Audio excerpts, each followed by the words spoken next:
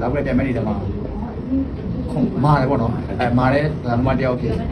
သတ်မှတ်ထားမယ်နော်သတ်မှတ်ပါဘူး ทั้งที่เขาเคยเจอก็คือพี่สารบอกเลยว่าแข็งมากเขาบอกว่าแข็งแรงครับ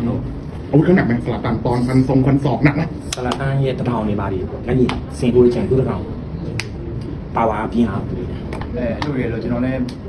အာရုံရောက်နေတယ်ဆိုလေပူချဆိုတော့ဒါလာမသိတော့ ตู้ยปาวาอันนี้ที่นาเรา အဲ့လိုသိမလားဘာဖြစ် เอาเหมือนก็แบบต่างคนต่างบวกกันแบบไม่รู้สึกว่าเจ็บหรืออะไรนี่ครับตอนนี้